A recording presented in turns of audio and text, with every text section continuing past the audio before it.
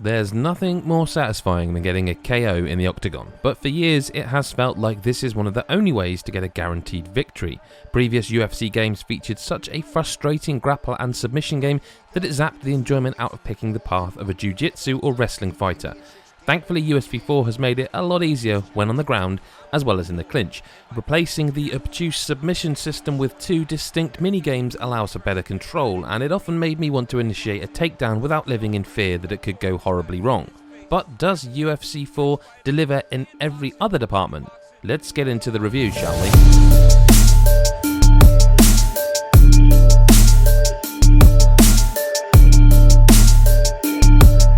Taking an opponent to the mat is more streamlined than ever before. Using the new grapple assist mechanic, you don't need to worry about much other than whether you want to make your opponent submit, go for the ground and pound, or get back to your feet. Submissions are now done via chokes or a focus on joints. If you go for a choke, a circle will appear on your screen. To make your opponent submit, you'll need to move your coloured marker over theirs, chasing it round the circle until it overlaps. Keeping on them consistently will apply more pressure and eventually make them tap. Locking in a move on the joints brings up a semicircle gauge, and instead of using the right stick to move over your opponent's bar, you'll use the left and right triggers to do so.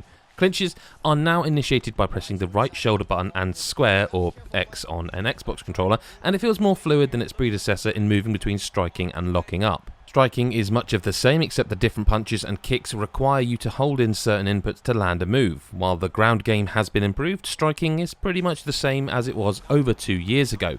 Animations still don't look great, especially when you knock down your opponent.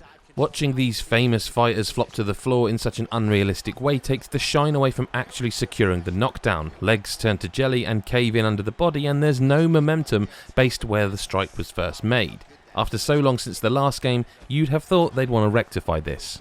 The career mode though has seen some improvements, but on the whole it is very much the same type of experience. Between each fight you get 100 weekly points to choose how you train, what promotional work you perform, and how you prepare for your upcoming match. It's imperative to get in peak condition, but too much or too little sparring can affect your fight.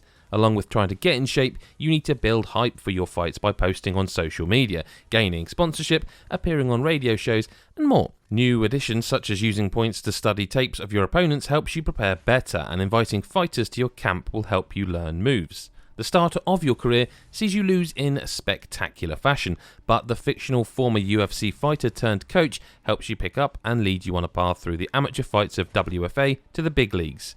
Once you sign your first contract with UFC, it's about becoming the greatest of all time. Although there are hints of a story in the beginning, the game falls into the similar flow of UFC 3. There's more of an emphasis on building fighter feuds thanks to the inclusion of responding to tweets, either positively or negatively.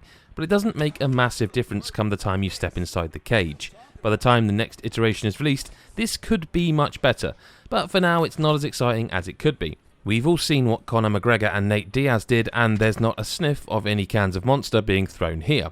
One thing I loved about UFC 4 though is how you definitely feel an improvement to your fighter as you progress through your career. You get points to level up stats such as movement speed, ground control and kick power, but by successfully landing moves, their star rating will improve. If, like me, you're a kickboxer, using a question mark kick effectively will begin to improve its rating, making it deadlier as your career moves on. These upgrades will happen in a fight or through training, adding an extra layer of experience and skill to the fighter you choose to become. Outside of the career mode, you can take part in a variety of exhibition fights. There are a couple of new locations that help mix things up. The Kumite Arena seems heavily inspired by Mortal Kombat, from the visuals to the deep voiceovers. Even the health bars and the best of two style fights are taken straight from Netherrealm. There's also a backyard setting that has you throwing it down in a makeshift cage with people drinking and chilling out as they watch you beat the hell out of someone. Perhaps the coolest new addition is the Blitz mode that gives online competition a bit of variety. Blitz mode sees you taking part in 64-person tournaments where every match type changes after a few hours. It makes online fighting more fun, and you don't need to do a lot of waiting around if you want to get stuck into the action, as some stipulations see fights lasting a single minute. UFC 4 sees a big improvement on making the transition from clinches to strikes more fluid, and the overhauled submission system makes it easier for people like me who get confused by EA Sports' take on transitioning from full guards to submissions to everything else in between. The career mode has also seen some nice improvements, and the blitz mode is a lot of fun. Visually, it is still very much the same as it was in UFC 3, and even though the commentary can be repetitive, it's nice not having to listen to Joe Rogan this time around. UFC 4 feels like a step in the right direction, and by the time we see the next entry into the series, the next generation of consoles could be the perfect home for the future of UFC. Did a great job of mixing up the target early, going up high, and getting the desired result.